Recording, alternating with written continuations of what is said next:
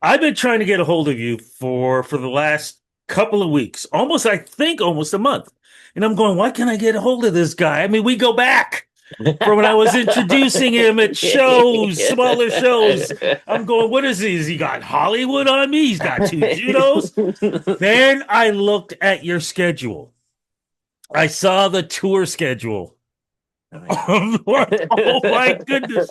There's a reason why I can't get a hold of him. Oh yeah. That is an amazing schedule for your tour, man. How did this all come about? Man, well, it was wild because, like, I think when we were first trying to talk, I think I was in Norway. Um, Yes. I was in Norway, and like, I think we just got back from a crazy run too, because we were like in Taiwan and then Germany and then England and then, but yeah, Norway was where I was at when we first tried to set this up, and it was kind of wild because I was playing a Redo festival, and actually how that came about was I played in a Iqaluit like 3 years ago. I played in a Iqaluit, and there was this Nordic artist, a Sami artist, Ella Marie, and she was playing it. And I guess we hit it off, and she like I really dug her music. She dug my music, but I guess she went back to this uh, back to Norway and like knew the festival director of this festival, and like she just kept being a champion, being like, you need to get this guy at this festival, like, and then like went on it for a while, and then like eventually the person's like, yeah, yeah, like, so that all was kind of a word of mouth situation, and actually a lot of things have happened. Like that's how I ended up in like Italy for weeks, and that's how I ended up in a lot of these different festivals. Was kind of just someone coming out to the show and being like, I need this person at my show. So we were in Norway, and it was like 24 hours of daylight, and it was like an awesome festival. Like, yeah, just got to like experience a lot of different like Sami artists and Sami culture. And I felt like pretty welcomed in there, and like I don't know, it was like just telling the stories behind the songs too had like the same weight over there that it does here, because I think there's some shared cultural stuff there too. But I have this one crazy memory too on the way home. It was just these guys from New York wanted to shoot a live music video. They were like working for this magazine, and they got invited to the festival. And so we met them on the pier, but like all the music industry people got to go on the spa boat that was brought in for the festival.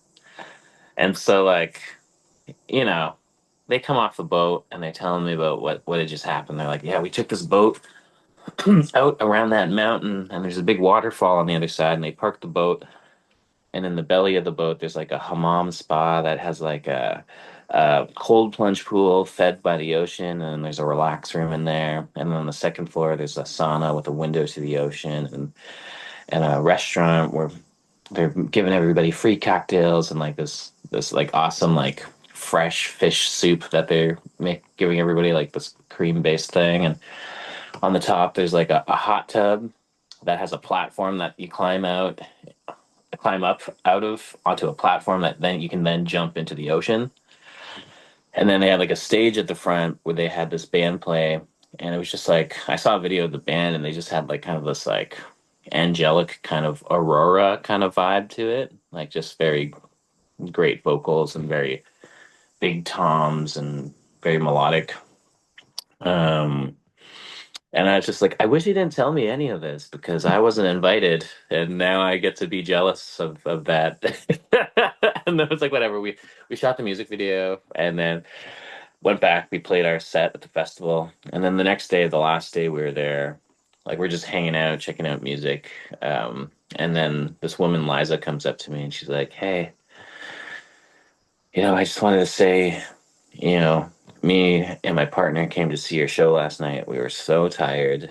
But your music kind of brought us back to life. And, we just wanted to like give some of that energy back to you guys. And like half my band had already left back to Canada, but half my band was sticking with me for the rest of the festival. And she's just like, you don't have to say yes to this, but we own the spa boat.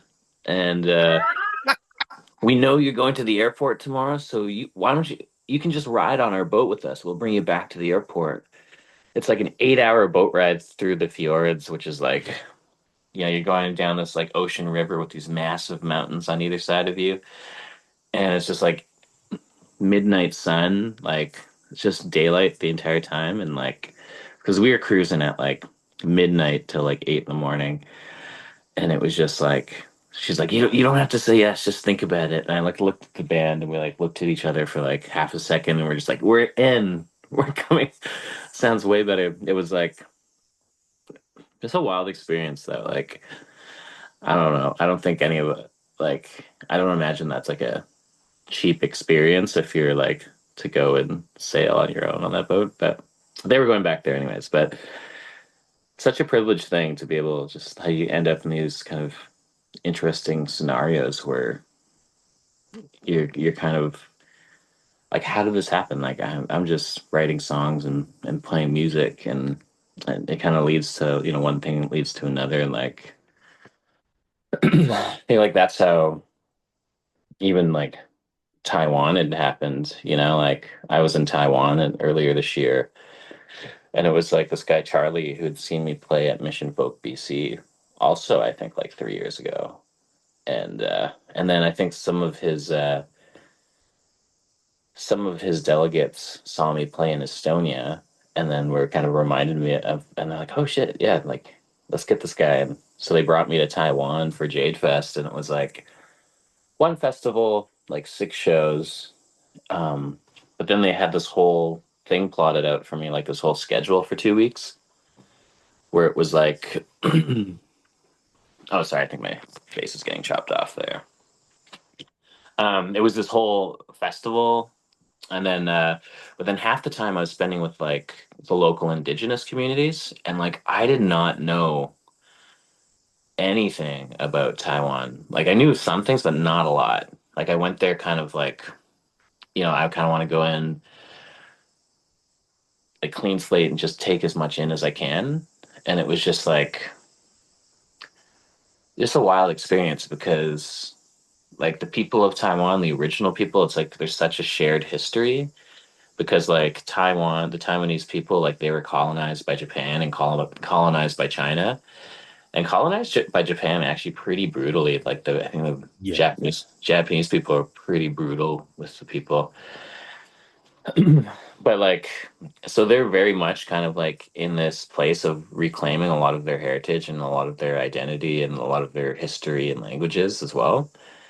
And so like I spent time with like a bunch of different communities. Like there's this one kind of elder who was like playing this like traditional song on a hand drum, and it sounded so similar to traditional songs you have in Canada. And then like we were at like the first indigenous like post-secondary school in the country, and like they were like doing a round dance with us, and it was like, oh man, like we do round dances in Canada. Like this is kind of crazy that the dances and some of the songs and some of the dances are so similar because it's like the complete opposite side of the planet, right?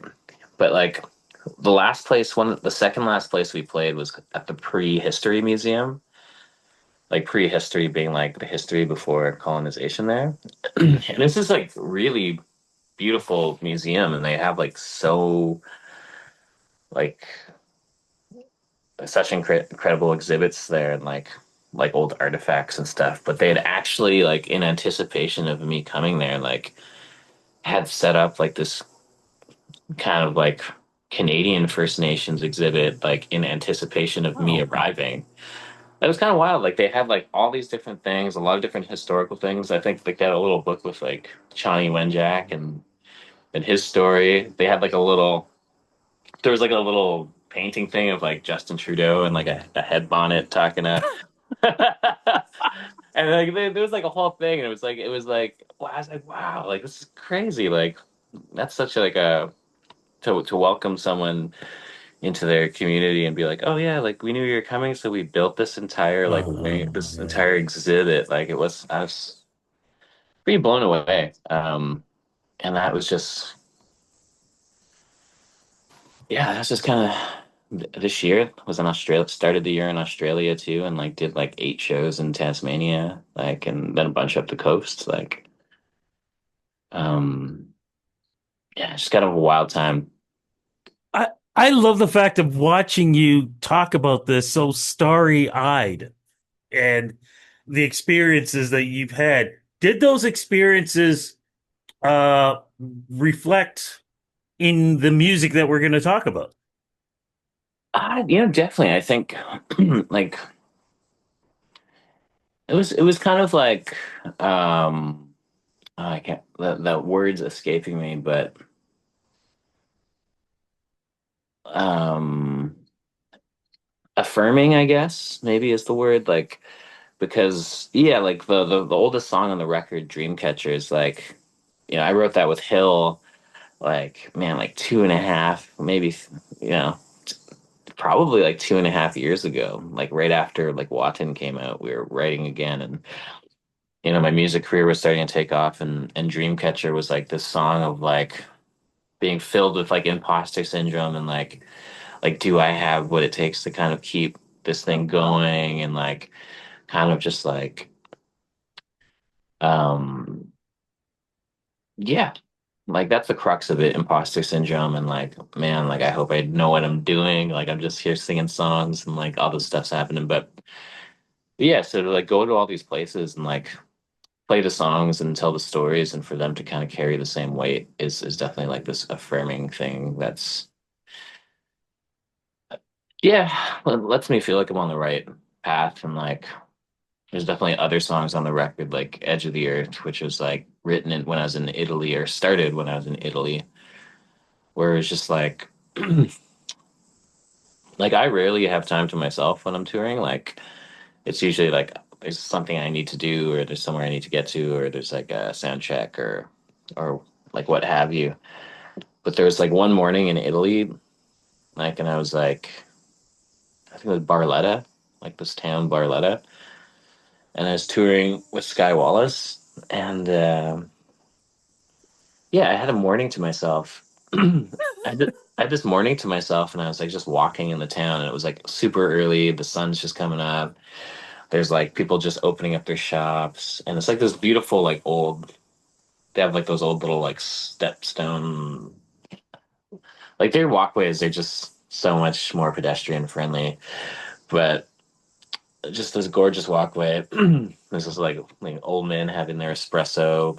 People starting to set up their carts, and like there's like I came up to this castle and just kind of sat down, and there's like these old broken bells kind of ringing, and it was just kind of wild. Like that was like a reflective moment where I was just kind of like, for like one of the first times in my life, like I just kind of felt like I was on this path getting to somewhere that I want to be.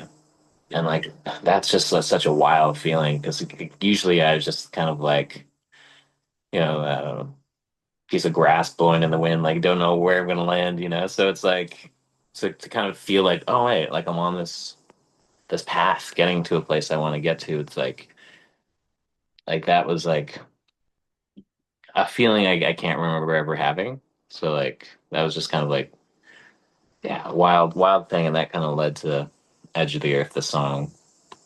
But we didn't get to the name of the album though yet. No. What is the name, my friend?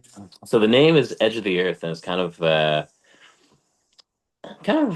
based off of that, the context of the song I just explained. Like it's um kind of like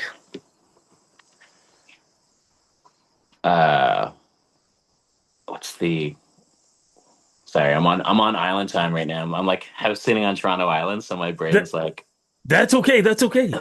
but it's like kind of a journey of what's to come, I guess. Like I think this album definitely it offers people like insights into me as an artist in more ways than I think I've done in the past. Like Watton was my grandfather's story.